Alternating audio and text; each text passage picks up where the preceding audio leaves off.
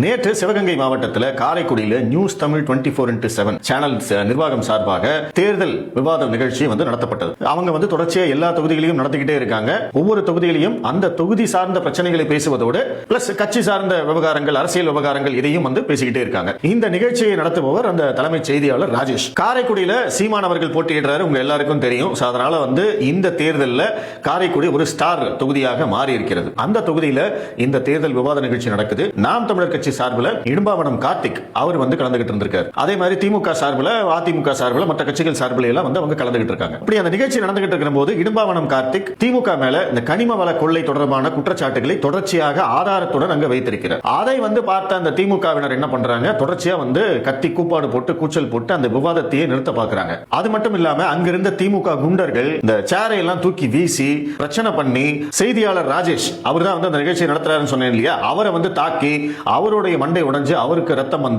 இவ்வளவு கலைபரங்களும் நேற்று நடந்திருக்கு. நேற்று அந்த நிகழ்ச்சி பாதியில் நிறுத்தப்பட்டிருக்கு. கொஞ்ச நாளைக்கு முன்னாடி தான் இதே நியூஸ் தமிழ் 24x7 அந்த சேனலை சேர்ந்த ஒரு செய்தியாளர் மற்றும் ஒளிப்பதிவாளர் இவங்க ரெண்டு பேருமே ஸ்ரீரங்கம் எம்எல்ஏ பழனியாண்டி அவருடைய கல்குவாரிக்கு போன போது அவங்களை அடிச்சு சித்திரவதை செஞ்சு அடைச்சு வச்சிருந்த அந்த காணொலி, அந்த செய்திகளை நம்ம பார்த்தோம். அந்த விவகாரத்தில் அவ்வளவு தூரம் ஆதாரங்கள் இருந்தும் அந்த எம்எல்ஏ பழனியாண்டி மேல ஒரு எஃப்ஐஆர் கூட போடப்படல. ஆனா அதற்கு நேர்மாறா இந்த செய்தியாளர் மேலையும் ஒளிப்பதிவாளர் மேலையும் வழக்கு போட்டிருக்காங்க. தொடர்ச்சியாக திமுக ஆட்சியில் பத்திரிகையாளர்கள் தாக்குதலுக்கு உட்படுத்தப்பட்டே இருக்கிறார்கள். இந்த திமுக ஆட்சிக்கு வந்ததுக்கு அப்புறமா ஆனந்த விகடனுடைய நிறுவனர் மற்றும் அதன் ஊழியர்கள் அத்தனை பேர் மேலேயும் எஃப்ஐஆர் போட்டாங்க. அதற்கு பிறகு எதிர்ப்பு வந்ததுக்கு அப்புறமா அந்த எஃப்ஐஆர் ரத்து பண்ணாங்க. ஆனா எதற்குமே இந்த மீடியா குரல் கொடுத்ததே கிடையாது. ஏன்னா நடப்பது திமுக ஆட்சி. இந்த சுந்தரபாண்டியன் படத்துல ஒரு டயலாக் வரும், குத்துனது நண்பனா இருந்தா செத்தா கூட சொல்லக்கூடாது அப்படின்னு. அதே மாதிரி தான் இன்னைக்கு குத்துனது திமுக காரனா இருந்தா செத்தா கூட சொல்லக்கூடாது அப்படிங்கிறது தான் இன்னைக்கு தமிழக மீடியாவுடைய நிலைமை. அவங்க இதை ஒரு மந்திரம் மாதிரி கடைபிடிக்கிறாங்க. திமுக ஆட்சிக்கு எதிராக ஏதாவது வந்ததுன்னா செய்தி போடக்கூடாதுப்பா, இதுவும் சொல்லக்கூடாதுப்பா, வழியை தாங்கிக்கப்பா,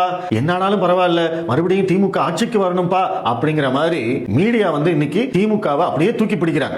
சக மீடியாவுக்கு இந்த மாதிரி ஒரு விஷயம் நடந்திருக்கு. சக பத்திரிகையாளர் ஒருவர் தாக்கப்பட்டிருக்கிறார். அதுவும் ஒரு தலைமை செய்தியாளர். இந்த மாதிரி எந்த விஷயத்துக்கும் மற்ற ஊடகங்கள் சப்போர்ட்டுக்கே வரதில்லை. அதை ஒரு செய்தியாவே போடுறதில்லை. அட இவ்வளவு ஏன் இந்த நியூஸ் தமிழ் 24x7 தொலைக்காட்சி இருக்கு இல்லையா, அந்த தொலைக்காட்சியிலேயே இந்த செய்தி வரவே இல்லை அப்படின்னு சொல்றாங்க. அப்படின்னா இங்க எந்த அளவுக்கு திமுகவுடைய அராஜகம் இருக்கு அப்படிங்கறத பாத்துக்கோங்க. ஆனா இதே விஷயத்தை எதிர்க்கட்சியில யாராவது பண்ணிருந்தாங்க அப்படின்னா அவங்க இவ்வளவு பெருசா கூட பண்ண வேண்டாம், ஏய் அப்படின்னு கையை நீட்டி பேசியிருந்தா கூட உடனடியா இங்க இருக்கக்கூடிய பத்திரிகையாளர்கள் சங்கம்லாம் அதை எதிர்த்து ஆர்ப்பாட்டம் பண்ணிருப்பாங்க, போராட்டம் பண்ணிருப்பாங்க. இங்க இருக்கக்கூடிய அனைத்து கட்சி தலைவர்களும் அதற்கு எதிராக அறிக்கை விட்டிருப்பார்கள். நாங்கள் பத்திரிகை சுதந்திரத்தை காக்கிறோம் அப்படின்னு சொல்லியிருப்பாங்க. மீடியால அதை வச்சு விவாதம் பண்ணிருப்பாங்க. ஆனா இங்க ரத்தம் வர அளவுக்கு ஒருத்தன் அடிச்சிருக்கிறான், அதை பத்தி இங்க நியூஸ் கூட கிடையாது. அதனாலதான் நான் சொன்னேன், குத்துறது திமுக காரனா இருந்தா செத்தா கூட வெளியில சொல்லக்கூடாது.